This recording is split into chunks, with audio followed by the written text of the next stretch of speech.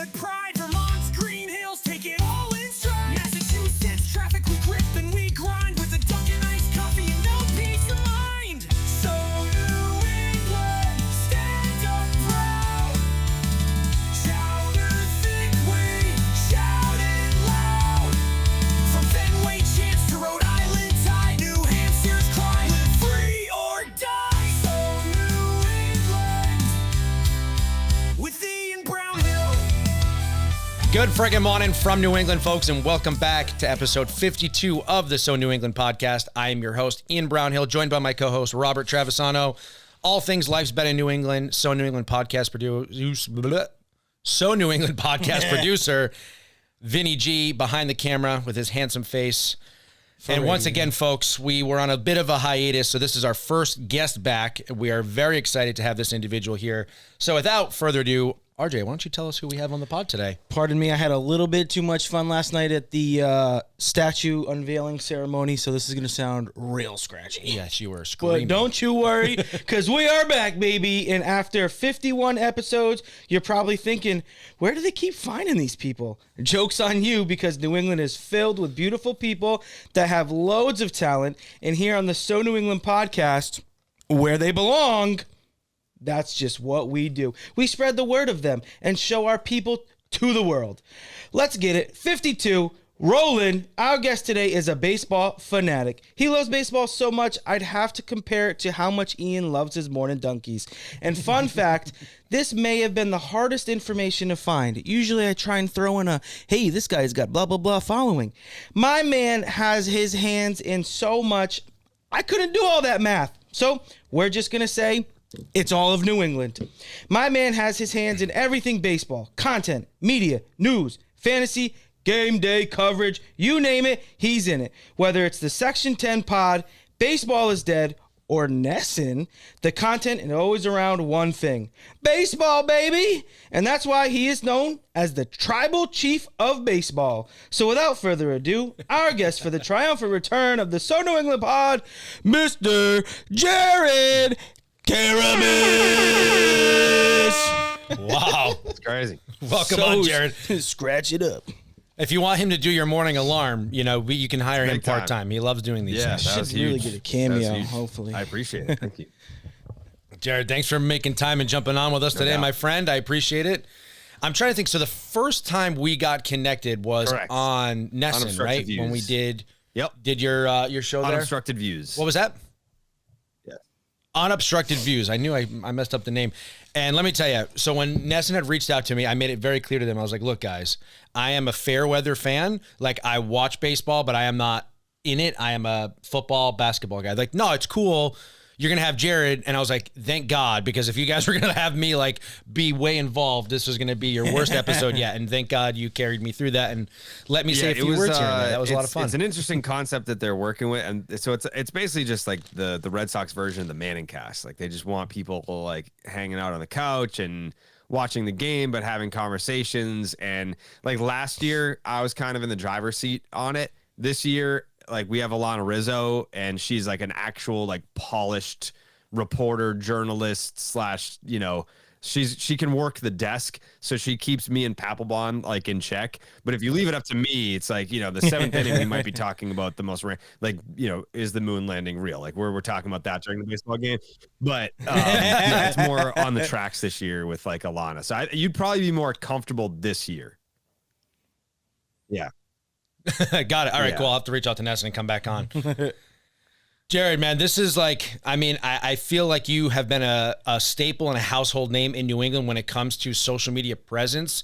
Like, my wave of stardom, was with TikTok, but I feel like for you kind of have been on the wave of social media for like a long time. So tell us about how your media career got started. Tell us about your love for baseball. I want to hear it all, man. Tell me the story. I feel like it's crazy. Like, I don't feel old, but when I talk about my backstory, I'm like, man, this is my 20th season. 20th. Like, but it's not because I'm ancient. It's because I got started when I was 16 years old. So I started out on MySpace, and you say that. So like my girlfriend, she has 2 daughters. They're 17 and 12. They don't even know what MySpace is. Like you say MySpace, and it's like talking about when Sad the dinosaurs times. were walking around.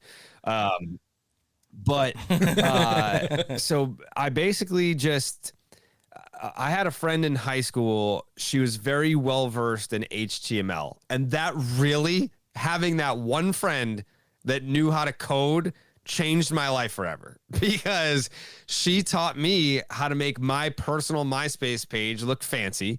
And like it was all dressed up with like Red Sox logos and pictures and flashy things and all this stuff. Like that's your standard MySpace page didn't look like that. No, definitely not. Mine was like lover boy music. Yeah. Every time I got dumped by a girl, and like shirtless Yeah. Hollister photos. There's a lot That's of pretty people. much all Yeah, I a lot of Chingy, a Very lot of accurate. TI, you know. That's it, man. So then there was this page that was just Red Sox, and it was kind of like the, I guess, modern day equivalent to Reddit or a message board, something like that. It's how we treated it. It's how we used it. So it probably had like 3,000 friends on it, and it was all just Red Sox fans. And during games, we would just go there and use the comment section as kind of like a live chat. It was like a community where we would just all go and hang out.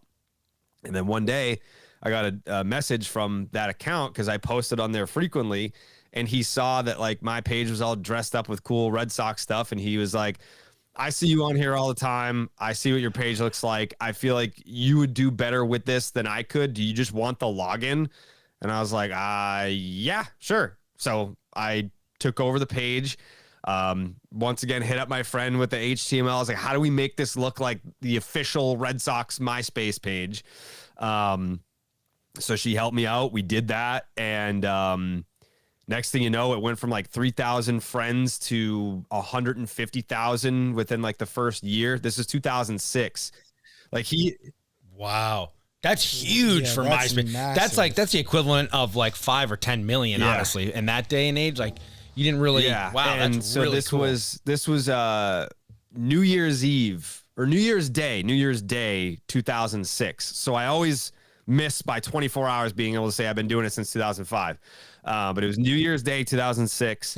And yeah, I mean, it's been a roller coaster since then. And so 2007, the Red Sox win the World Series again. So you have to keep in mind, like the wave that the fandom was riding coming off of 2004. Like I know in today's world, like in 2019, by opening day, we had already forgotten about 2018 because they started the season off like 3-11, and everyone was Right. like, boo. During the ring ceremony, they got booed because it's like I want a championship again. I want it now. But yeah, That is so but New like England, in dude. 06, we were still pumped about 04. It was 2 years later, and we were just like, yeah, this is still sick.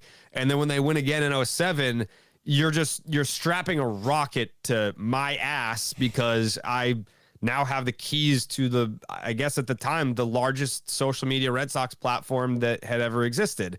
So it had gotten so much attention that Major League Baseball was like, we're shutting you down. And I was like, wait a second, what? Like I thought MLB would reach out and be like, hey, we'd love to partner with you. Like, this is awesome. But they shut me down because I had a buddy that, like, it's so strange, like my existence being 16, 17 years old, and the people that I was able to like network with and connect with as a teenager that had an impact on my career. Like there's this dude, Michael. He's a San Francisco Giants fan, but he was like a Giants and Red Sox fan. So at the time, I don't think that there was like video clipping or anything like that, but you could make a GIF, and he was making me like Red Sox GIFs of like home runs and whatever, and I was posting them. And that's when MLB came for me. They were like, that's illegal. You can't do that. And they took down my whole page. I was devastated. Page got shut down. Oh, A week goes by. that's brutal. I get a message in my DMs. I think that someone's messing with me. It's Tom from MySpace. Like the Tom. Tom from, yeah. Oh my God! Tom from No MySpace way! is in my, That is he's in my royalty right DMs, there. And he What a goes, hey, legend. I heard about what MLB is trying to do. Don't worry. I've got my lawyers on this. we're gonna get your page back. He's like, I saw it in like the cache. You know how like you can like look at something that like whatever. He's like, I saw it in like the cache. It looks sick. We're gonna get it back. And I was like, all right, Tom from MySpace, like hell yeah, let's go. How many people got a DM from Tom ever?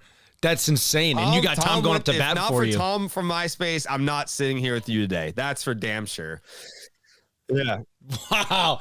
That is what a story Tom to have. from MySpace to the rescue. We got the page back, and pretty much it coincided with the Red Sox held an election for president of Red Sox Nation. And it like when they first announced it, it was like Ben Affleck, Dennis Leary, Matt Damon, like all these Boston celebrities. Like anyone that's loosely affiliated with Boston, they were in like the running for this thing. But because of the following of it, it was called Sox Space. Because of the Sox Space following, and because of like people were fired up that MLB took it down, and there was just like this rah, like let's get behind Jared. I got voted in on like I got written in so many times that I ended up making the top 10 of this thing. And do you know, you remember Tim Russert from Meet the Press? That one doesn't ring a bell. He used to moderate the presidential debates, like real presidential debates. Okay. And they had a Red Sox Nation president debate at BU, and I made the top 10 or top 8 at that point or whatever. So I'm 18 years old. 18 years old for like the shyest kid in the world. I was class president my junior year and like faked laryngitis so that I didn't have to speak in front of like my own friends, like my own class. Now I'm on stage at Boston University with Tim Russert as the moderator. Jerry Remy is the podium next to me. It was crazy. And we ended up having this debate, and I ended up finishing third for president of Red Sox Nation. So it's just very just like, hey kid, like, you know, birth trial by fire. Yeah, it's very 18, crazy. Hell so yeah. that's how it started, basically, was MySpace, and like that election was like my first introduction to ever being on camera or on TV. That is insane. That's so cool. What an awesome story. That is so much cooler than being like, yeah, the world got COVID and I started dancing on TikTok. That is what an insane story comparison wise. Now, where did the love and the passion for baseball come from? Like, I want to rewind a little bit. Like the youth, avid baseball player, I'm imagining, and you just like certain player that you grew up inspired by. Tell me a little bit about that. That we're having this conversation right now, because I woke up maybe an hour and a half ago, and I never remember my dreams. But last night it was kind of like a lucid dream. Like, you know that you're dreaming, but like you're in control. And so I've had season tickets since 98. When they traded for Pedro, we went from Bruins season tickets to Red Sox season tickets. So but I've always loved baseball. I've never played anything else. But when I was a kid, I wasn't the best baseball player, but I definitely loved it more than everyone else. And my coach, he was an asshole. And he was my best friend's dad. And it's like, yeah, like, I'll have you on the team, but I'm never going to let you play. And I had a dream last night where I haven't seen him since, I don't know, 7th grade or whatever, confronting him about like how he tried to like stifle my love for the game and like never really gave me like a true chance to prove myself or anything. Like, it was always like this, it felt personal, which is weird to say about an adult to like a child, but like it did feel personal. So like I had like a very real, like I almost like woke up like speaking what I was about to like finish my sentence with, like talking to this guy. But yeah, like I wasn't a very good baseball player. But I loved it more than everyone else. It's just, travel ball, like going to Cooperstown, like playing in all these like AAU tournaments and Jimmy Fun League and winter ball. Like it wasn't like I played T-ball and then I played Little League and then I played some JV and that was it. Like, no, I played year round my entire life. And for someone that wasn't very good, that takes dedication to be like, I suck at this, but I love it. So I'm going to show up and I'm going to be here. And that's kind of like, I guess the same approach that I took with this job is I don't think I suck at this. I think I'm pretty good, but like, it's my way of, I can't go out there and play baseball. Like I would never, I'm not going to play professionally, but I love it so much that I'm going to show up every single day. And the way that I guess give back to the game is not by playing it. It's by making content. And then, like the last weekend, the weekend before, there was that kid, that 2-year-old kid on TikTok that was crying saying like, I want to go to Fenway Park. And I was like, let's go. Like, let's go then, Done deal. Yeah. I still remember we didn't grow up poor or anything, but like my parents weren't splurging on me or by any means, like I think I remember sitting second row at Monday Night Raw in 1999. I was 10 years old. And that was like the one childhood splurge, where it was like, we're doing this thing that you want to do and we're doing it big.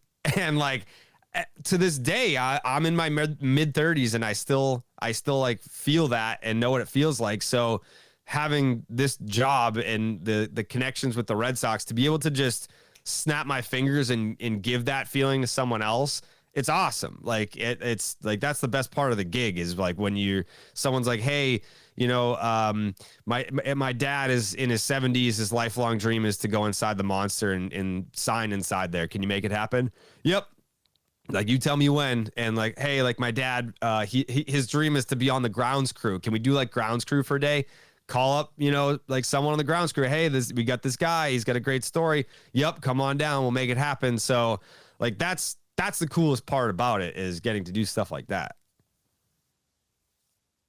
Absolutely. Absolutely. And I think it's a testament just to who you are as a person. The fact that with the platform that you've created, that you have been so abundant in sharing that experience with so many people who are just as passionate about the sport, because I feel like baseball as a whole, having grown up been, like I had mentioned before, more of a basketball, football guy. It's always, when you're in that particular world, but it's always been like, well, baseball is America's sport. I'm like, yeah, but I kind of sucked at baseball, so I didn't really play much. I struck out in T-ball and I kind of just like hung it up and was like, this is it for me. So it's so incredible to see the passion that true baseball fans have, especially here in Boston. It's like, the first time I went to Fenway and experienced it, I was like, wow, okay, I get it now. Like the energy here, the passion, the love that people have. It really is insane. And you've obviously seen Fever Pitch. Like, of course. There's that scene in Fever Pitch where he's like, you love the Red Sox, but have they ever loved you back? And he's implying like, you put all this time and energy into something where there's no return. Complete opposite for me. Like, I love the Red Sox. They love me back all the time, like all the time. So it's right. It's really cool that I think to your point, we grew up sucking at baseball, but we also grew up during a time where there's never been a better time to be a Red Sox fan. So even if you're not necessarily good at baseball or the sport, it's like, okay, but the game can still capture you through the Boston Red Sox and growing up with like 04, 07, 13, 18, like there's never been a better time. And now we're about to be on another run where it's amazing. I don't know about like, World Series or anything like that. You never know. The 13 has just kind of popped up out of nowhere, but they're building like a pretty sustainable product right now. And that's why I'm like, all right, like let's get more kids involved, let's get more kids interested in baseball. So where I work, there's a lot of people from all over the country, and we have a lot of baseball guys on our floor, and none of them are Red Sox fans because they're from different places. But what they always say is that when they go to Fenway to watch their team play, the history that is in Fenway and just what it entails is like none other. They're like, I've been to parks all over the country. It's just not the same. How do you feel about that? What does that make you feel when you do it's stuff like that? I feel like at times we take it for granted that Fenway's in our backyard. You know, I feel like in 2000.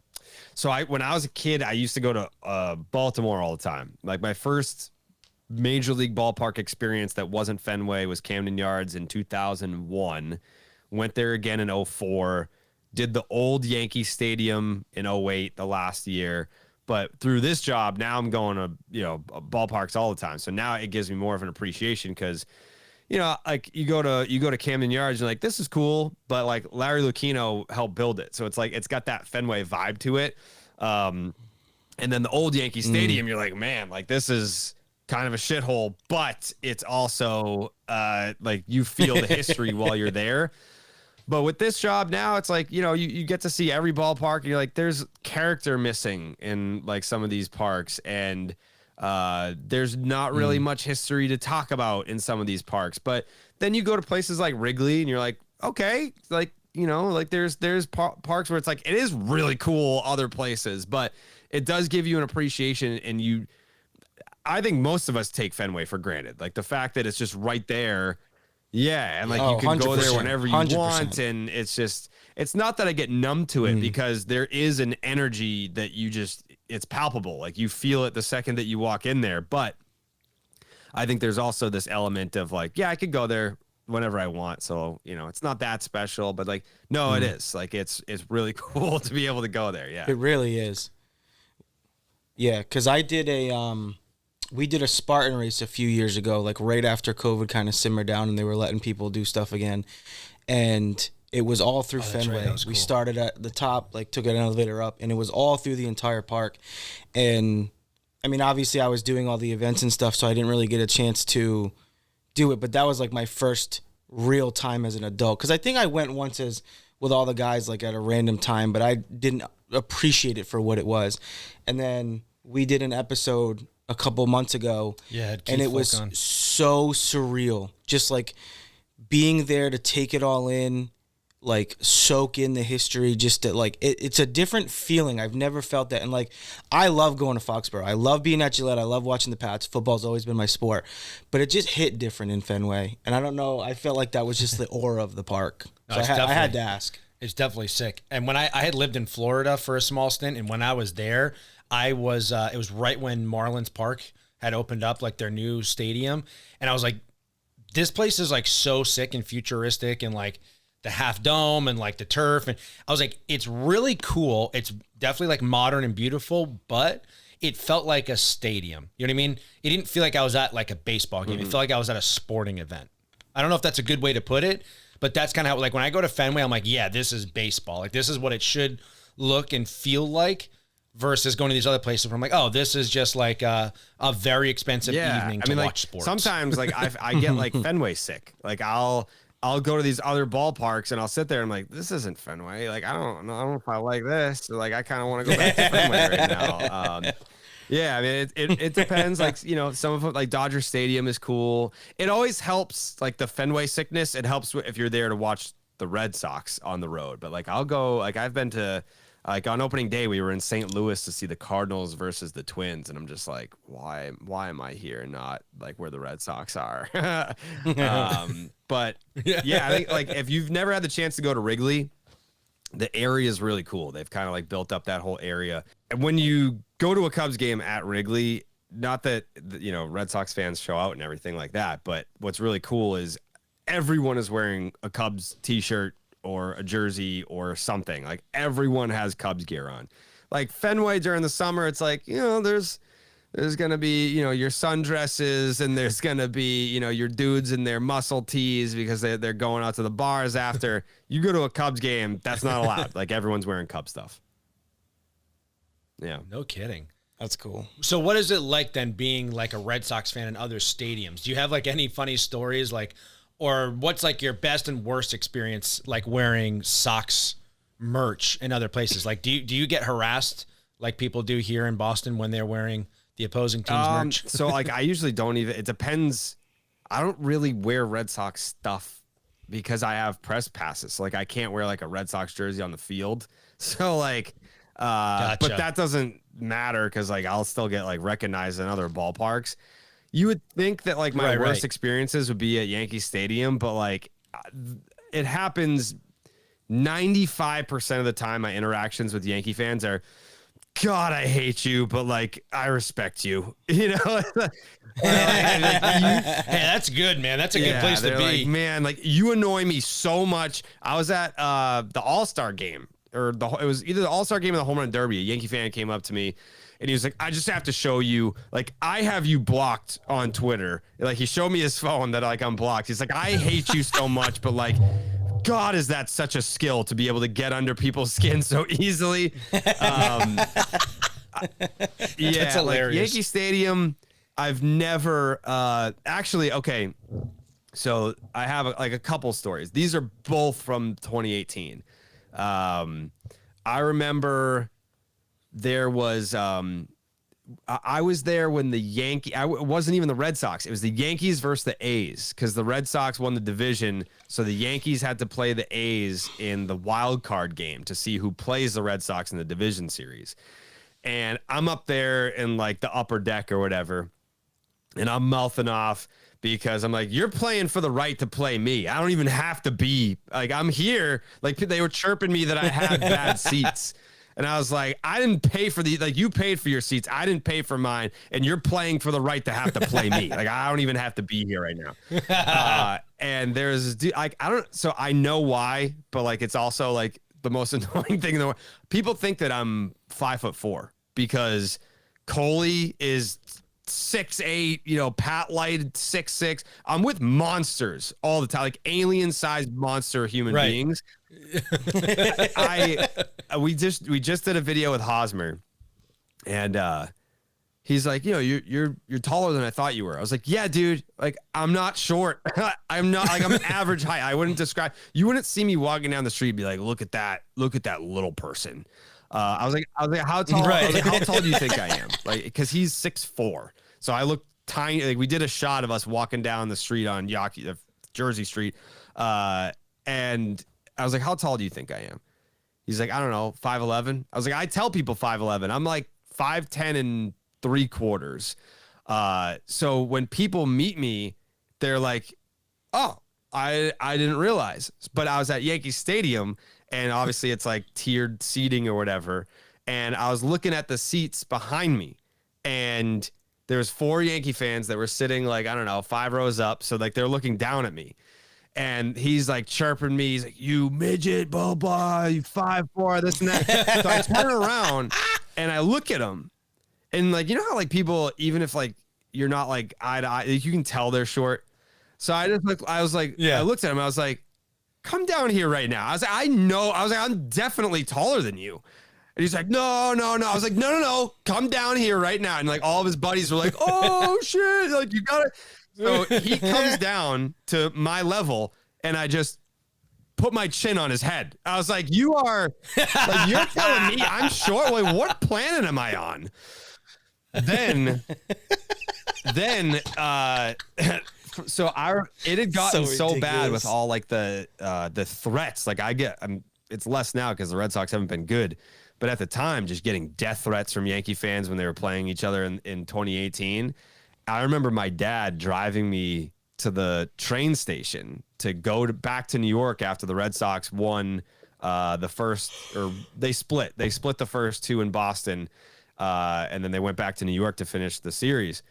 And I remember him driving me to the train station. He was just like, just short, quick jabs. He's like, don't like, if you get into like, he's like, no haymakers. He's like, short, quick jabs, like try and break the nose.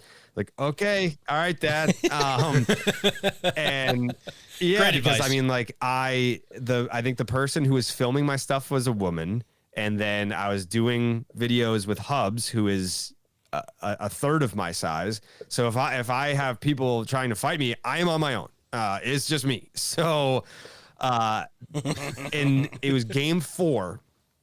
The Red Sox, I believe the score was 4-1 going into the 9th inning. And then the Yankees started mounting a comeback. And we were sitting, I don't know, 15 rows from the field. Like we were in like the nicer seats. You wouldn't expect activity like this, but there were like, I specifically told the person filming, don't like film, like when you film us, film tight so that people don't know where we are. Like don't show like any landmarks for people to be able to find us.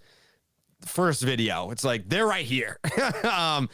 So over the course of the game, as like Yankee fans are getting closer to accepting the fact that their season is about to end at the hands of the Boston Red Sox and I'm about to dance on their grave, more and more Yankee fans are finding out like he's right there. So there was like a dude that was like in the same row as me that was like trying to like reach over at me. There was a guy, I should have gotten his name. What an angel. Yankee fan. He's wearing a Yankee polo, sitting directly behind me. He just leans into my ear. This is in the 9th inning. So like the Yankees are mounting the comeback. And I think it got to like 4-3 and it was like bases loaded. Like it was the loudest stadium environment ever. Like it felt like all hell was about to break loose. He leans into my ear and he goes, I don't know who the fuck you are, but if anything goes down, I got your back. Like it had gotten to the point where complete strangers had recognized like this could potentially be really bad for this guy. I don't know what's going on, but like people are very angry at this dude and it might not end well. Like he's on his own. So I was like, thanks. like what do you say to that? You know, like now you're freaking out being like, oh man, like, am I about to get like jumped? Like, are people going to be like waiting for me outside the stadium? It didn't stop me from, you know, like they get eliminated and I'm like screaming and I'm like, you know, go fuck yourself. So that was a very tense moment at Yankee Stadium. But then in the World Series, man, for the reputation that Dodger fans have, and maybe it was just like I got the one in a million, but there was a Dodger fan there that was getting really mouthy with me. But now I'm with Dallas. And Dallas grew up in Stockton, California, and he don't play. So, like, I just had a completely different air of confidence because I was like, I got backup, and I know that this man will kill for me if it comes down to it. So there was a Dodger fan there. He was mouthing off. I start mouthing off back. The Red Sox were losing 4-0, and we call him Dodger score guy because he was like, it's 4-0. 4-0. And I'm like, and then as they continue to mount up, I kept asking, what's the score? And he's like, 4-4. And I'm like, yeah, that's right, dude. Like it's 4-4. And then they ended up coming back, taking the lead. And then I was like, where's Dodger score guy? And then like the people sitting with him, like, he left, dude. He's gone. And I was like, yeah, that's right. Yeah, he dipped. But yeah, it's mostly fun. I would say that division series experience was the only time where I was like, well, I guess I got to take my dad's advice and like just get ready to throw punches. And but yeah, it thankfully didn't come to that because the Red Sox won. I think if the Yankees completed the comeback and they walked off the Red Sox in that game, like how rowdy it was, I think that burst of energy into the fan base, I can't sit here and tell you that I wouldn't have gotten attacked or something. At least clocked once, just like a haymaker while you're walking by, is catching a stray. Like the energy. I fucking hate New York, dude. They're the worst. It was everything. Is there any rivalry bigger than Boston versus New York? Like it just in sports in general. Like I know like Celtics and Lakers have always gone out in the finals, but I tell you the energy in the air when it's like the Celtics and the Knicks, or it's the Sox and the Yankees, or it's even last night we were at the Patriots home opener, or preseason home opener with Tom Brady's statue, and Tom threw a jab at Jets fans. He's like, now the Jets have a statue to throw something at when they're leaving in the second. I was like, fuck yeah.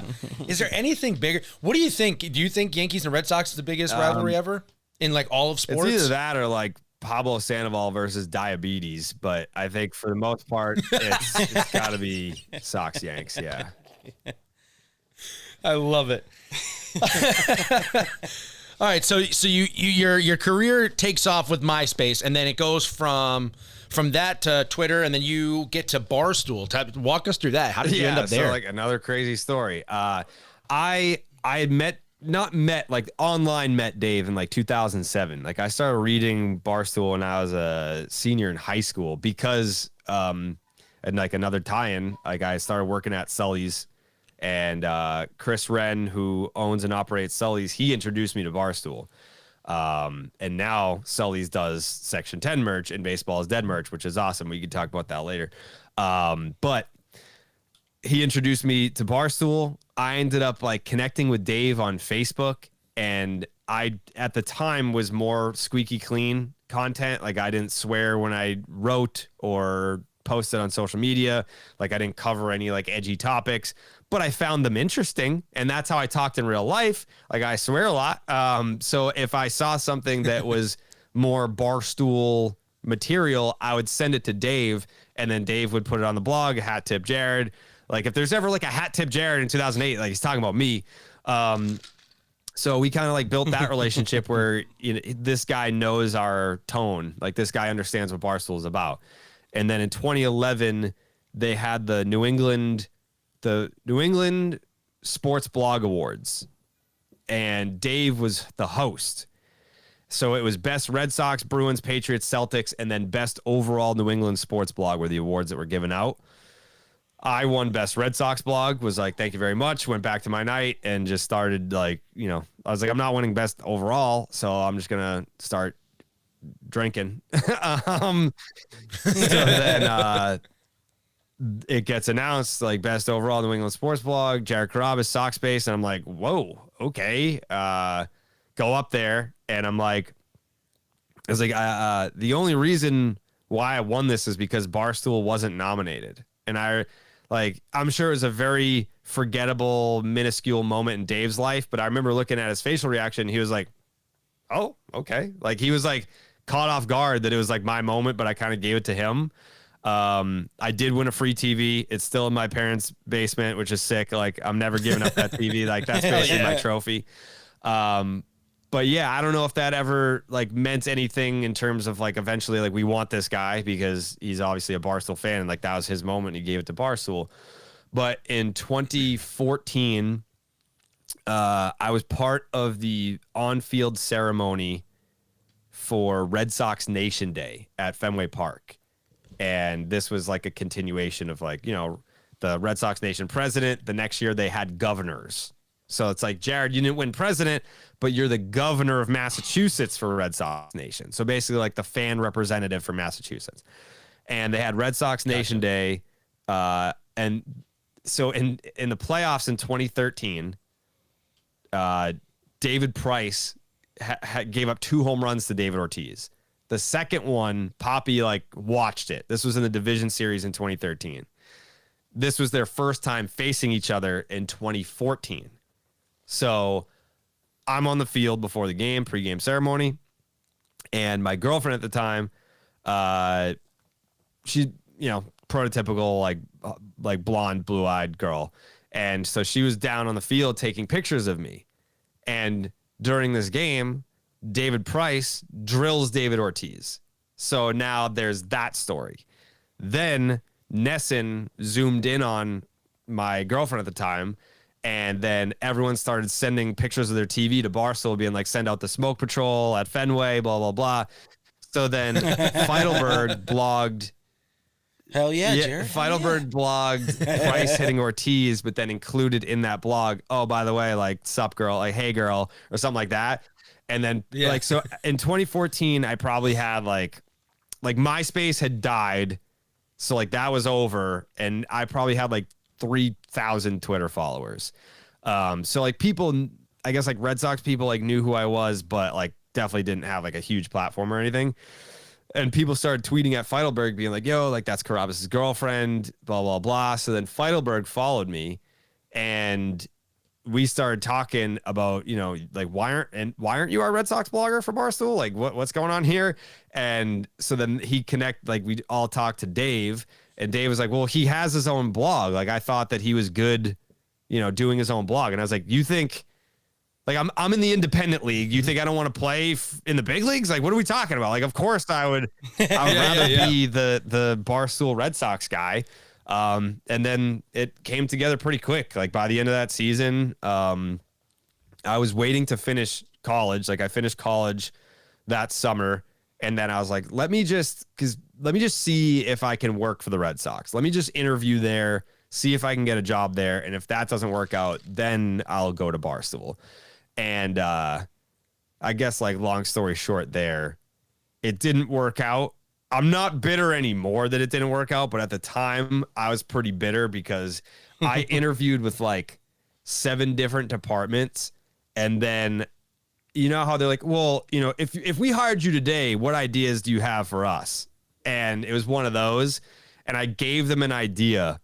And then in September or October, one of my buddies that works there was like, you know, hey, like we got this, like, I told him that I gave him this idea. He's like, that was your idea? I was like, yeah. I was like, why? He's like, well, they just created a whole department and like hired someone to do that. And I was like, oh, Ratty bastard. interesting. Got on the phone with Dave. I was like, let's go. I was like, let's do it. I was like, fuck them. Like, let's go. Yeah. So, yeah, that's how I ended up at Barstool. That's No like kidding. the perfect time frame too, because I don't think, especially with social media, people don't understand what Barstool was before, like the social media boom. Because like MySpace was big, but like you said, and you know you attested, 300,000 followers, probably a couple million nowadays. But like you see the TikTok and the Instagram and all these different apps and stuff, that wasn't a thing in 2012, 13, comparable to like what it is now, where like it was just a very, very big block. Because I remember the first time I heard about it, I played lacrosse at Nichols College, and we were talking about the stickers, the Viva La Stool stickers. Because I was like, oh, that's such a cool sticker. What is it? And then from there, I was like, oh, this is so cool. And then, you know, we had one girl from our school get a smoke show post thing, whatever it was. And, you know, she was king dingling for 2 weeks. It was so great. But like, I don't think, and I think that's where people don't really understand, like when Dave does what Dave does, why he can Yeah. do that. Yeah. I mean, he's, Because of where it came from and how fascinating that whole journey was. So it's cool because I feel like, I mean, I know you mentioned 2006, 2007, 2008, but like I feel like you were part of like at least the start of it. And that's fucking so I was employee cool. number 13 in the company. Wow. Yeah. That's I think it was like, sick. I think Trent is 12, I'm 13, and Caleb's 14. So it was right in there. That's insane. That's Yeah, so and like cool. the way that I always describe it, because I mean, like I said, I started reading in 07, and like you know, like when people, it's so crazy when people are like, yeah, like I'm an OG Stoolie. I started reading in like 2017. I'm like, bro, I was in for 10 years Yeah. before you got there. Yeah. Right? But so like I'm a Metallica fan, and Jason Newsted was a diehard Metallica fan, and then got to play bass for Metallica, and was also part of some of their most popular albums. That's how I feel. Like I wasn't in the beginning, but I was there for a lot of the good stuff, and I'm not there now, and they're still succeeding without me. But I was there for like the Black Album, you know, like the That's a great way to put like it. HQ2, That's so cool. the birth of HQ2, and then the first few years of HQ3 and like the Sirius XM era. Like I was there for some of the best shit, and to be a fan for, you know, whatever it was, 7 years, and get to see it from the outside, and then get to be on the inside for another 7 years. That was really cool. And I mean, the whole experience like shaped me. Like it was like I always kind of, so I interviewed Manny Ramirez and his son in June, and Manny, the dad, he still works out every day, still hits like 3-4 times a week. He's like 50 something years old. And so then I asked Manny Jr., I was like, this has got to be the biggest motivation that you've got, is like, if Manny is doing this, then what's your excuse to not be working just as hard, if not harder? And at Barstool, it was like, Dave has $200 million and he's working harder than all of us. So like, what's our excuse? You know, like he could just, he could do nothing. He could just sit there and collect and have Barstool be its own, just like self-fulfilling business and he can just sit behind a desk and collect. He's not. He's doing like 7 pizza reviews and then showing up for this event and, you know, doing the rundown and then, you know, hopping on his phone, making a social video. So like that was kind of a big thing that shaped me, and like my work ethic was, if you're not at least matching Dave, what's your excuse? You know, like that was how I looked at it. And even now I've been gone for, I don't know, 3 years almost.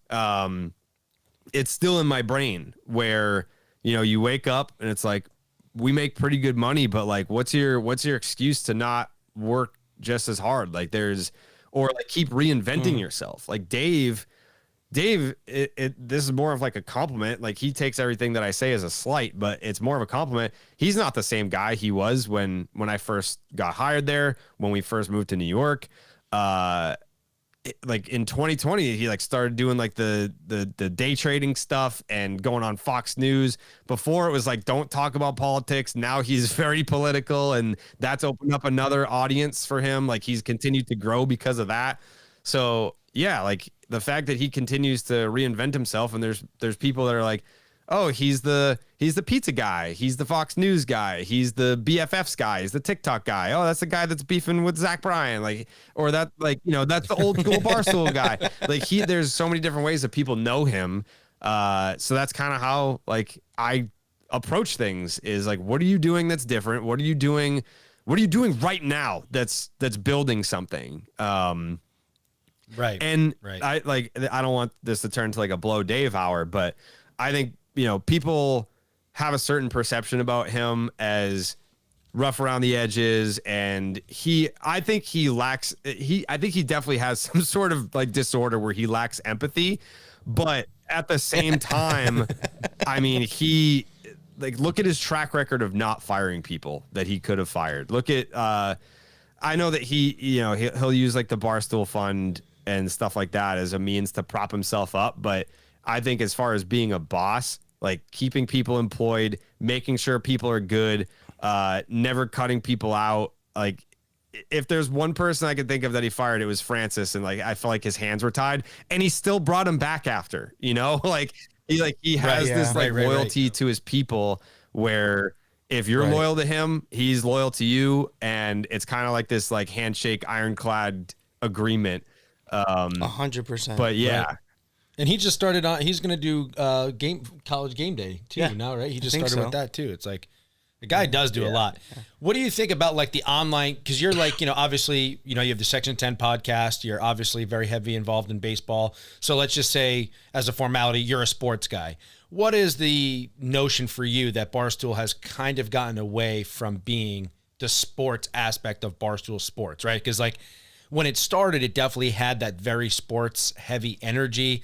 And then it was like, it kind of became about the attractive girls. And then it started being like these social media videos. Like a prime example is they've used some of my videos before, and they like will DM me and be like, hey, can we like repost this? And it's like, yeah, I guess, like, why not? It's like, it's free exposure for me, but then it does like numbers on their pages because of their following. And it doesn't really amount to much exposure for me in return, where people like will follow me from it because people just get there. But it's become such a social media mogul now too, that like, it doesn't always have that sports energy to it, where it's kind of like, okay, now I'm just watching a video of like a really drunk girl on a boat. I don't understand what this has to do with sports.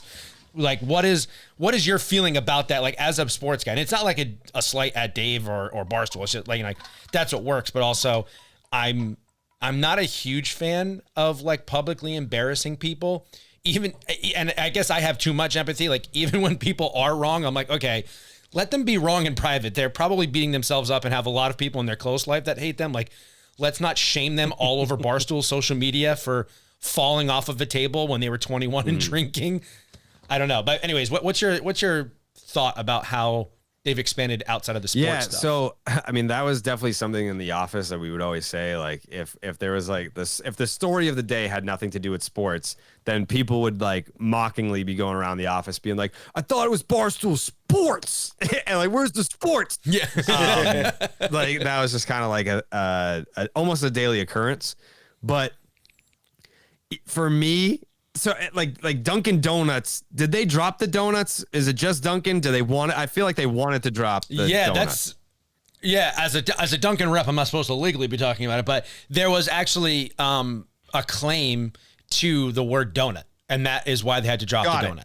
And they just called it Dunkin'. Like someone owned the rights to the word donut. So I want to say like Dave forever has wanted to drop the sports because it's like the whole theme of Barstool is this is what guys talk about while sitting on a bar stool at a bar.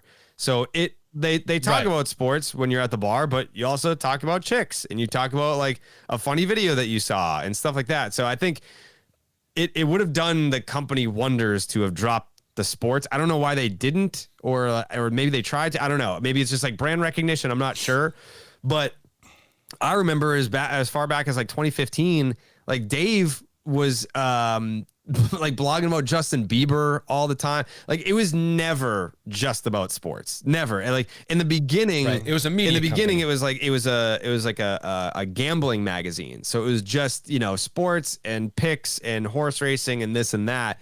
But once it became a blog, it was never just about sports. And maybe to your point, there was more of an emphasis on sports, but it was always like he should have had like a company, because it was like for the common man, by the common man. It should have been more of an emphasis on like this is what guys talk about on the bar stool, like at a bar, whatever. Then people would have been like, oh, okay, I get it. But I think for me, there was definitely a transition period where you could see that it wasn't that Barstool got away from sports. It was that there was more content that wasn't sports. And at first, being like an OG Barstool guy, I was like, man, like are we losing our identity? Are we going to lose audience because we're not like what everyone is used to if you consume the content before?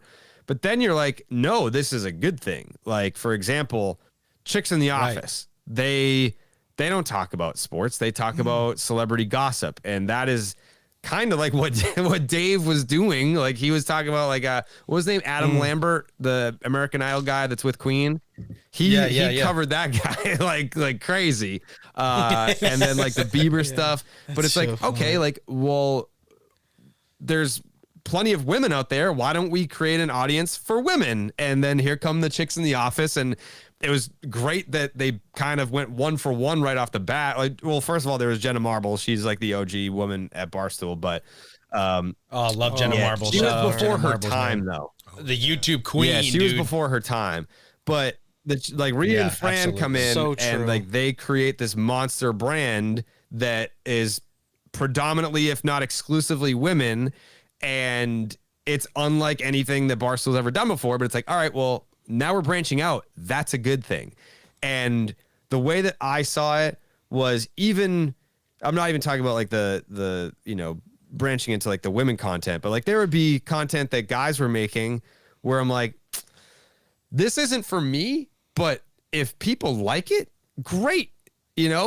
Like, right. What the fuck do I care? If you guys have an audience and people are spending money and that money is coming back into the pool and we're all winning, what does it matter if I find you funny or interesting? Yeah. Like you're winning, exactly. I'm winning, everyone's winning. And yeah, there was definitely some, I guess, like inner company competition, but like that's good too. Like you want to, it's kind of healthy, be competitive a little bit. I mean, overall, definitely pivoting in that direction definitely was the smarter decision, because it became Barstool Media, where it's like now you have a media company that's controlled by the consumer, and the creators aren't influenced by these mega billionaire back donors, where it's like now you have an audience for the men, the women, you've got an audience for sports, you got an audience for comedy, you got an audience for politics. It's like, essentially, it's like become its own media mogul company where you like, I don't feel like watching Fox or CNN. I'm going to tune into Barstool to see what everyone's kind of talking about, like with the variety of podcasts and social media clips and different stuff. So, but you're an OG, man. You are the building blocks. You are the foundation that the house will forever stand on. And I think that is completely, That's so cool. commendable. So congrats on that and all the amazing work you did. I don't. I don't know if Dave sees it that way, but yeah. I mean, I was in the Milton office. Like there was I don't know if you guys remember the video of when he got Justin Bieber's tattoos like spray painted on him or whatever. But there's like a rundown where he's shirtless and he had like Bieber's like that was my first day in the Milton office. So I feel like if you go back that far, then like you could probably stake claim to being one of the OGs. But yeah, man, it's cool to see how they've evolved. Cool. I mean, I still talk to I don't really talk to Dave anymore, but it's not like he's not like a keep in touch kind of guy. I think like if we ran into each other, it would be, some smart ass remarks and how are you doing? Stuff like that. Like he's not like a conversationalist person, but everyone else, if I was friends with you when I worked there, we still talk very regularly. So, yeah. Oh, that's awesome. Yeah. That's cool. Awesome. All right. So talk to us about, your Section 10 podcast now and the things you've got going on. Cause obviously you have your hands in a lot of different baskets. So tell us about how that came to life, your team, the guys you work with and your mission statement is, so to speak. Section 10 is my baby. I feel like it's the culmination of my entire career and what I've wanted it to be. Like when I was little, I wanted to be a comedian. Like I just wanted to make people laugh. Like that's what I wanted to do. Then I loved baseball, and I feel like now we've been able to combine the two, which is like the ultimate dream come true. That like you'd think about doing like a live baseball podcast, and you're like, who the hell would want to go see that? And then opening day, we sold out a lot. Like it was like 11 a.m. on a weekday, and we sold out a live show because it's not just baseball. But I guess like the lineage here is Pete Blackburn. I met him through a mutual friend. It's funny because me, Pete, and Steve all went to Endicott and Beverly. But we didn't meet there. So I met Pete through a mutual friend. Pete was doing a blog and it was like, oh, like you speak my language. Like who the hell, like in 2000, we probably met in like 2009 or 2010.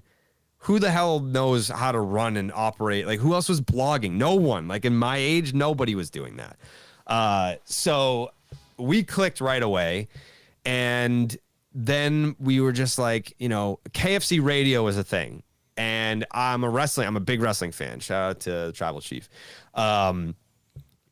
So we got to talk about that at some point today. So big wrestling fan, and I listened to KFC radio. So I listened to Stone Cold Steve Austin's podcast back then. I don't even know if he still does it. What? But the I guess motivation for me, or the inspiration for me, was he was interviewing wrestlers out of character for the first time. Like that was like the first, at least for me, instance of like wrestlers talking as themselves. So right. Pete was like, I think we should do like a men's lifestyle type podcast. And I was like, okay, but my audience is all Red Sox fans. Like, what if we did like a men's lifestyle, but like it's like a Red Sox podcast, but like we have like a men's lifestyle aspect to it. He's like, okay. And I was like, how many episodes a week do we want to do? How about 2? Okay. Like the first one is going to be like Red Sox talk. The second one will have an interview. And the I guess crux of the interviews was, let's get to know these people as people. It's, having Michael Felger on, everyone's like, is he real? Like, what's he like in real life? Like no one knows what he's like in real life. Like, let's get to know him as a human being. And, Tony Maz, what's he like? Is he a dick? I'm like, he's one of the nicest people in the world. Like, he is genuinely one of the nicest human beings that I've met in this industry. Let's humanize it. Like, it was the message of let's humanize it, these people. And that's existed to this day, where we had Jaron Duran on in June, and we're humanizing a baseball player that fans just see as like, it's not a video game, or it's just the sexiest man alive. Yeah, he is. Oh, sorry. He is very handsome. But yeah, so me and Pete started Section 10.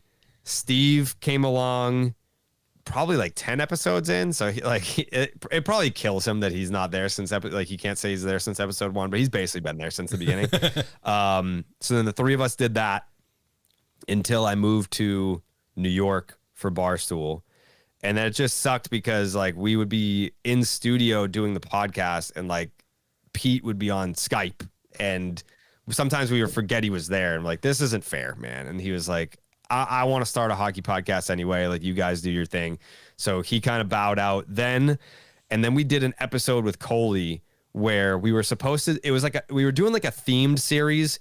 We were going to do a Nomar podcast with Dave, a Manny podcast with Hank, and then a Pedro podcast with Coley. Coley was the first one. So we did a Pedro themed podcast with Coley. And then me and Steve walked out of the studio and we were like, why is this guy not full-time on this show? Like what? Like that, it was just, and then I asked him, I was like, would you, cause I knew at the time I knew him more as a basketball guy. And I was like, would you be interested in like doing Section 10 full-time? Like thinking he would be like, no, dude, like I have way too much going on. But he was like, I am so offended that it took you this long to ask me that. And I was like, all right, cool. So then it became me, Steve, and Coley. And we rode that wave through the 2021 season.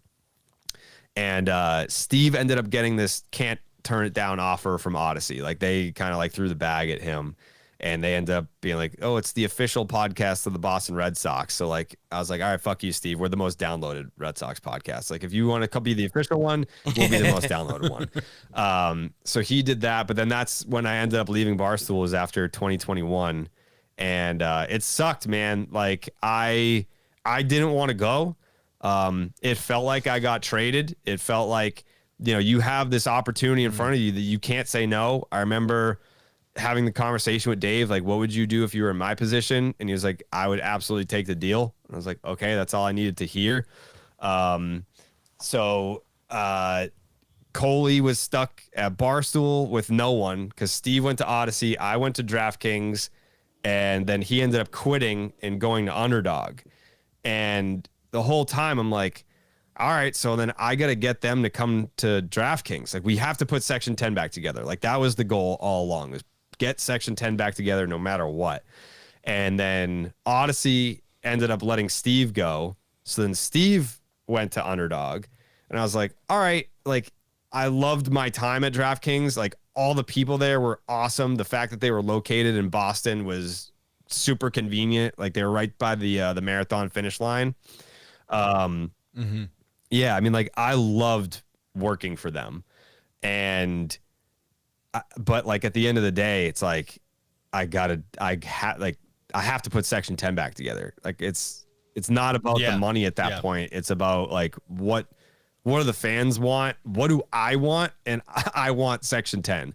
So if I was like, if you two are over there, then that's where I'm going. And I ended up talking to Underdog, and what was great was like they love baseball. Like the people that call the shots at Underdog, it's like, you know, we're all in on baseball. And I was like, well, then I'm all in on Underdog. So like, not awesome. only did you give us the opportunity to put Section 10 back together, and like fans are pumped about that, but it means the world to me to work for a company where they see the value in baseball, because not everyone does. Like I feel like I make good relationships with people, and they'd be like, you do, like, we like Jared, so like you do that baseball thing that you do, you know, if you're happy, I'm happy, that's great. But to be like, we like Jared, we want him to be happy, but we also love baseball and we see the vision, that's one of the most motivating things that you can, I guess, have as a content creator, is the person that's signing your checks being like, this is great, and we trust that you're going to do exactly what like we need you to do. And like having that confidence is awesome. So yeah, we put Section 10 back together in 2024, and it's been a dream ever since, man. Like the you asked about like the team. That's so great. So our producer is Jake. Coley found Jake, and he was there for like the end of Barstool. So he's been riding with me ever since. when I was at DraftKings and I couldn't be with Coley and Steve, I found Tyler Milliken, who is a gem. Like what a find. He's the associate producer for Zolak and Bertrand on the Sports Hub, but I saw him on YouTube doing like some like little Red Sox podcast, and I was like, all right, he can talk ball, let's go. And then next thing you know, he's the most interesting cartoon character of all time. So he was with me for the 2 DraftKings seasons, and then I brought him to Section 10. And then Mikey Emond, he filmed and produced, did everything. He was the one-man band for my Nesson show. But he shoots it, edits it, produces it, everything. He's a weapon. So I was like, you're coming with me. That's awesome. And then Jeremy does our social. And he did social for the Red Sox. So like, you know, I would go on Twitter and see these awesome edits on like the Red Sox social. I'm like, who's that guy? You're coming with us. And then for our graphics, Corey, he's the GOAT. Like he does stuff for like the Patriots, and like he's amazing. And like see his work and you're like, all right, buddy, get in the van. Like we're going. So like this is get a whole bus and now. then having, you know, Dallas and Jay Hay, it's like this right now is the best team I've ever had. Like no disrespect to anyone that I've ever worked with before, but it's the first time I've been able to hand pick everyone, and it's like I basically got the chance to put together the all-star team of everyone that I've ever worked with. So yeah, it's awesome. That's so awesome. That's so fantastic. cool. And I think what's really even better is in a time span in a world with social media where attention span is just so short and so small. And to be honest with you, I feel like sports in general are taking a hit because of that, because people just want to get to the exciting part. They want to get to the home runs. They want to get to the touchdowns. They want to get to the last, you know, the 2 minutes left in the fourth quarter. They want to get down to the final period where it's like a shootout with like everyone just wants the exciting part. And that's what social media is at this point, is like the people are just ignoring games and live experiences to just wait for the highlight to come out, which used to be like ESPN top 10. But now it's really fascinating that I think with what you have done with your audience, I noticed that you are like bridging that gap of people with short attention spans and getting them excited about all of the niche individual experiences that are involved in baseball. Right? Like the most exciting thing, like again, like as a fair weather fan, just to be honest, the most exciting thing to me was when I found out all the rule changes and they were like, the game is going to be faster. And I was like, fantastic, because I shouldn't be able to go get like a Fenway Frank, take a shit, come back, and the pitcher still hasn't thrown out the damn ball yet. Like, what are we doing? I can't be here for 9.5 hours. So I just, you know, that's a compliment to you. And also just, you know, I guess that kind of also leads into a question of like, what has that experience been like for you being able to do that? Because again, the audience that you've reached, the experiences that you've given to others, like what is that like? And I mean, like, what does that mean for you? Not the Section 10. Like, what does that mean for you to say like all of the things that you've been to like right where you are now? How are you feeling as an individual in the field that you're in? I don't even know, like, because I don't, unless I'm doing something like this, which is very seldom, I don't look back. I'm always like, what's the next thing? You know, because I think complacency, again, like it's a tribute to Dave. Like I don't have complacency in my body. It doesn't matter what my paycheck looks like. My motivation doesn't change. I'm not a big reflect guy. I'm too afraid to reflect because I don't want to lose my spot. I think Section 10, and this is a good thing because most of them are allies, but Section 10 has created a wave of competition. We've inspired our own competition. So there are now younger, hungry Red Sox podcasts. Like there's more options now than ever for Red Sox content. And it's, again, like most of them are allies. Like I will make content with them to help them out, to push them, to give them exposure. Like I'm not insecure about it. I will do what I can to help everyone in the space because no one did that for me. So I want to do that for the people that come after me. But at the same time, I want to keep my spot at the top. Like I want Section 10 to always be the biggest, the number one Red Sox podcast that there is. And when something big happens with the Red Sox, I want people to think of us. And so like, that's kind of what keeps me going. And, you mentioned like doing stuff for like fans and whatnot. It's all I know, man. Like I started on social media when I was 16. The only life that I know is interacting with strangers on the internet. Like that's all I know. And I've made so many friends and connections. And even if we don't end up being friends, even if it's just like a one-time deal where we have an exchange and like, we go to a game together and that's the only time we ever speak. Like that's happened before too, like someone has like this amazing story and, I'll take them to a game and then I might hear from them one more time ever again. That's fine because I know that they had a great time or whatever. So I don't know. It's almost like I go back to that Red Sox Nation president debate. And in the moment I'm thinking, this is the pinnacle. Like it's not going to get any bigger than this. Like I'm going to be on TV with Jerry Remy on Nesson.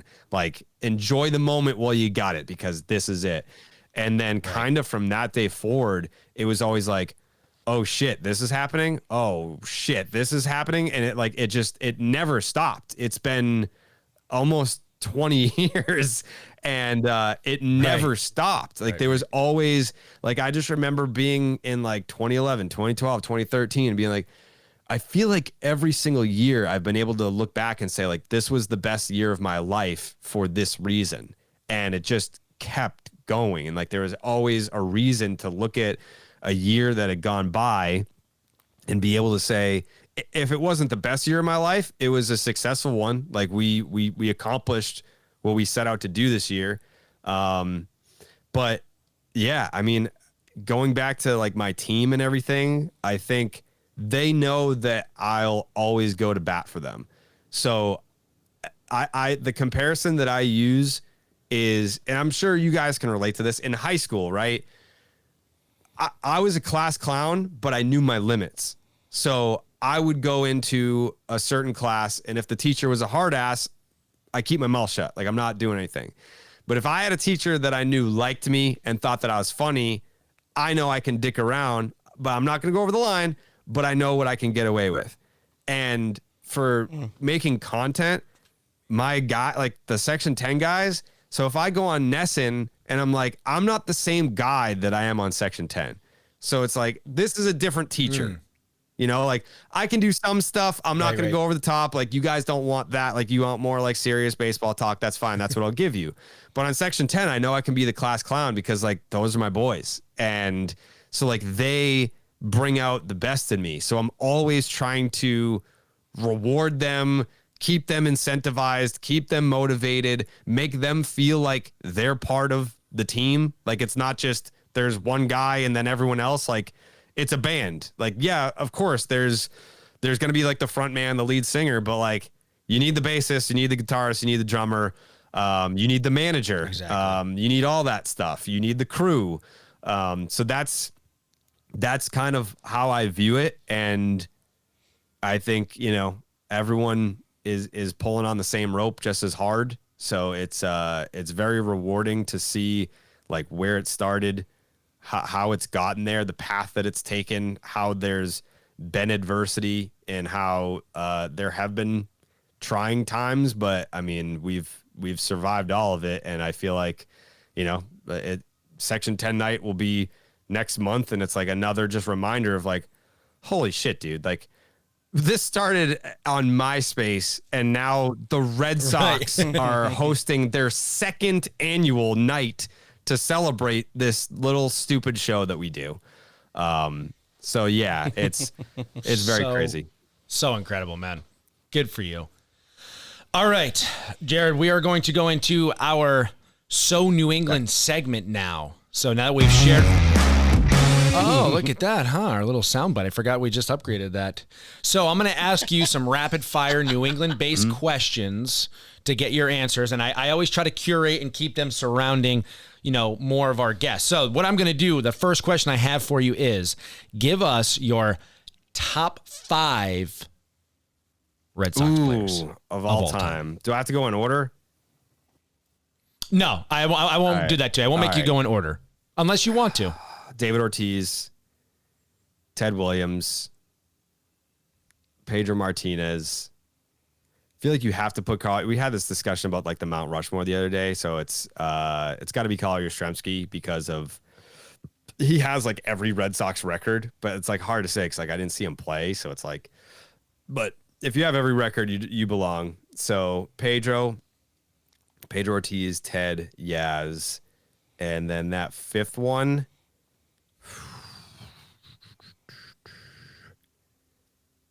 I mean, it's not Babe Ruth. I hate Babe Ruth. Oh, yeah. Hot take. Yeah, okay. I hate Babe Ruth. That next tier, like, do you go Roger Clemens? Probably Roger Clemens, right? Yeah, let's go Clemens. All right. Awesome. Now, 6 beautiful states here in New England. Can you rank them in order? Connecticut's last. Favorite being number 1. I'm assuming you're going to go Massachusetts. Connecticut dead last. Typical answer. 2 through 5. Connecticut, dead. Let's go Massachusetts. I love Maine and New Hampshire. I guess it's kind of like, do you like York Beach more than you like, I don't know, like Lake Winnipesaukee? Like, so New Hampshire's number 2. I'm a Lake Winnie guy. I'm a Newfound Lake guy. I'm a Lake Winnie guy. So let's go New Hampshire 2, Maine 3, Vermont 4, Connecticut 5. Am I missing a state? Oh, Rhode Island. Shit, Rhode Island. Damn. Rhode Island, where we are right now, my friend. So I love Rhode Island too. We just went to Newport. Every time. Newport gets everybody. It's always Newport when people think of Rhode Island. Don't forget, we gave you the paw socks. Rhode Island, I think I would put Rhode Island above Maine. So let's bump Maine down 1. So we'll go Massachusetts, New Hampshire, Rhode Island, Maine, Vermont, Connecticut. Oh, all right, cool. So we went from not getting in there to top 3. That works for me. I appreciate it. Do you have a favorite New England based or influenced movie or film? Ooh, I mean, my mind immediately goes to The Town. I love The Town. It's like out of all the movies, I'm very like I don't like rewatching things because my brain goes, if we're gonna rewatch this, what could we watch for the first time that would be super interesting that we might really like? Literally say that all the time. I was gonna say I'm the same way. I can't. Yeah, I'm not a huge same rewatch brother. guy. Yeah, Unless it's like a movie I really love. I'll do superhero movies over, and I will do Interstellar over. How many times have you watched Superman? I've watched Superman way too many times. Yeah, I would say The Town, not just for like Boston theme, just movies in general, is probably it's got to be a top 3 rewatch movie for me. So give me The Town. Town it is. You got it. Now, I already know the number 1 slot. So, New England sports. Can you rank your favorite sports teams in order? Sox number 1. What comes after that? I know you're a baseball guy, but I'd love to hear your opinion on the others. It's fluid. I'll say that, which is the most bandwagony thing to say. And it's not necessarily based around winning. I think it is based around like the players. Like there was a time where I would have had the Celtics as my number 2, and it was just because I loved Pierce and KG and Ray Allen and those guys. Oh man, I mean, like the 03-04 like Bruins teams, like they would have been my number 2 at the time. Like they weren't winning championships then, but I loved the 03. Like I could go back and forth on like those rosters like all the time. And then the Pats obviously were number 2 when Brady was there, but now he's not. So yeah, I think if you were to ask me right now, like if someone, let's rank it on excitement level, if someone were to offer me tickets to go see them. All right, let's do that. I like it. The Red Sox, the Bruins, the Celtics, and the Patriots. And I'll tell you why. The Patriots, so I just view myself as a Red Sox fan. I don't like I hope all the Boston sports teams do well, but Patriots fans, when Brady was there, they thought that was going to last forever. So I'm glad that they're kind of getting their noses rubbed in shit right now. Gentle, Jared. Gentle. That's us. Yeah, because it's like but you're not arrogant. Like you're not like the dynasty's never going to die, and even after Brady's gone, we're still going to win Super Bowls. Like those Patriots fans, I'm like, come on, man. Like we saw quite a few of those through, people last night wearing all their stuff. Yeah. Yeah. Every organization is going to go through a rut, and no one is bulletproof. But yeah, the reason why I put Patriots at 4 is, man, do I hate getting out of Gillette after anything. It's the worst. Concert, Totally a game, can't do it. So yeah, they're number 4. The amount of money that they have, you would have thought by now they would have come up with a better traffic pattern. Like they could have invested so much money to make those roads better, and they just haven't. Okay, favorite New England season? Oh, fall. Yeah, not even close. Big fall man. guy? Yeah, I mean, it's like baseball playoffs. Yeah, I love too, so. Halloween. Playoff baseball. Pats are starting. Bruins are starting. The weather's perfect. Yeah, fall in New England. I don't think that you can't beat it. Pumpkin coffee. Come on. Come on. Pumpkin beer. You're getting me excited. Little Sammy Adams Oktoberfest. Yeah. Yeah. September, October in New England is the best. And like once you get to November, I don't have to do shit. Like I'm sitting on my ass in November. That's the best. That's vacation time for you. Yeah. What food do you think best represents New England? Like if you could choose like one dish, one food, we got a lot of, specific, but if there's like one thing. Lobster roll. Yeah. Lobster roll, hot or cold? Yeah. So I like, that's another one where it depends on my mood. I like both.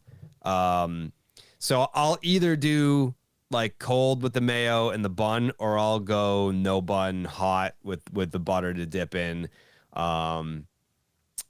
So a funny story, like I've told this story a couple times, but when I first got like the big contract after I left, people go, oh man, would you get a car? Like, what'd you get? I was like, I went to Kelly's Roast Beef and I got 2 lobster rolls. I was like, before I could only afford 1. I signed that big contract deal. was huge. I went to Kelly's and I was like, fuck it, give me 2 lobster rolls. Like, give me 2. Give me 2. Oh, 2? Are you with someone or are you by yourself? I'm by myself. 2 for me. For me. Yeah. All right. And what is like one word, one phrase, one sentence that you would use to best describe New England? Like either as a New Englander or if someone was coming to visit, like what comes to mind when you think of like, you want to know what New England is? It's this. That's tough to do it. And like, so when I think of New England, I think of like community, it's 6 states, but it's almost like people that live in the other states are our cousins. I think of competitiveness because I know, so I grew up in Saugus, and if you like, my parents still live there up on a hill. And if you go out the back, you can see the Boston skyline from our back porch. And Coley grew up in Roslindale, and he says that even I can't claim Boston. Like I can't say I'm from Boston. Like unless you like were born inside the Zamboni at the Garden, you can't say that you're from Boston. So, like there's some people that are from like Central Mass, Western Mass, and like they say that they're from Boston, or there's people from their Rhode Island. I'd be like, you are not from Boston. It's like, okay, all right, Jesus Christ. Like I'm just trying to give like a reference point to people that may not be from here. So like, with our sports teams, with our sports talk callers, with our geographic location, very competitive, but a beautiful community of psychopaths. I love that. Yeah. I love that. All right. Now, if you could add another city or state or even country to like New England, right? Like make it like the 7th New England state. Which one would it be? Like some people just add a city. Some people add a state. Near us? No, it could be whatever. It could be anywhere in the world. Philly. Yeah. If we could adopt Philly, That would be, they are the most like us. It's just a bigger city. That's it. That's really it. They are very intense. They are obsessed with sports. I think if we added Philly to New England, it would elevate Boston. They would be like, we thought we were nuts. Look at Philly, you know, like, and it would be like, we need to up our psycho. And yes, annexing Philadelphia would increase the intensity of the sports environment in Boston, I believe. Wow, that would be anarchy. That would be some scary fans. Yeah. I don't think anybody would want to come play us because they would not leave. Yeah. Awesome. All right, one final question here. Mm-hmm. Are you on the bandwagon or not on the bandwagon? Because there's been a lot of beef online about this. Sweet Caroline playing at Fenway Park. Are you a fan of it? So, you know how I referenced in 2014 when I interviewed with the Red Sox and did like 7 rounds of interviews. One of those interviews was with a highly ranked official with the Boston Red Sox. And he asked me about this. What do you think about Sweet Caroline? And I said, I hate it when we're losing. And like, you need to treat it like Geno at the Celtics games. If you're up big, or I'll even say if you're within striking distance, because I have definitely been at Red Sox games where they're like down 2, down 3, you play Sweet Caroline, everyone's like singing the song, and then it gives that burst of energy into the bottom of the 8th, and then the Red Sox come up, and like it's kind of like an energy shift. Right. But if in the top of the 8th, if it was like a 2 Red Sox made 3 errors, which led to a 7-run top of the 8th, and now it's 10-2, and you're losing. I don't even know if that math is correct, but let's just say you give up 7 runs, and the score is now 10-2. That, and then everyone's like, so good, so good. It's like, no, it's not fucking so good. It's not so good. Like, shut up. So turn that shit off. Like, I don't know what the line is. I think it's if you're winning or within 3 runs, Sweet Caroline is perfectly acceptable.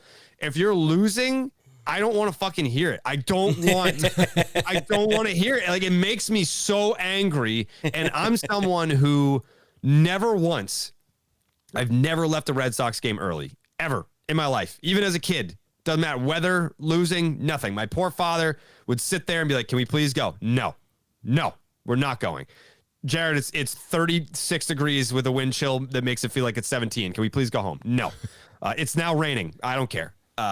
So if I have to sit there after a disastrous 7th or 8th inning and we're now getting smoked in a game that, you know, the division's on the line, it's not so good. So please, like I want to know, at least give me the illusion that the people surrounding me are as angry about this situation as I am. Like, if I can't sing Sweet Caroline, if I can't muster up the lyrics, then you shouldn't be able to either. You should care as much about the win-loss as I do. And I'm so devastated that I couldn't even sing my favorite song, never mind that song. So yes, like, thumbs up to it in certain situations, but not all. Noted. Heard it here first, I'm folks. in agreement. Jared, this has been awesome, man. Thank you for jumping on with us here and having conversation, sharing your story, giving us some inspirational things and a lot to think about. And, of course, all of your insight into the baseball world. Where can everybody find you? What do you got going on so that people can keep an eye out for it? Yeah, man, we got Section 10 nights coming up on September 17th at Fenway. It's redsox.com/Section 10 for tickets to that. We just dropped new merch, section10merch.com. You can find Section 10 and my MLB podcast, Baseball is Dead, on our YouTube page. Just search for it. It'll come up. We're on all podcast platforms. As you know, I do the Ness and Altcast, MLB Network, and I'm on with Tony Maz on Wednesdays, 98.5 The Sports Hub, the Baseball Hour, 6 to 7. Hell yeah. This has been amazing. And your social platform is just your first and last name? Yeah, I mean, I was like the first Barstool guy that like used their government name, so I'm proud of that. Awesome. All right, Jared, thank you so much for jumping on, man.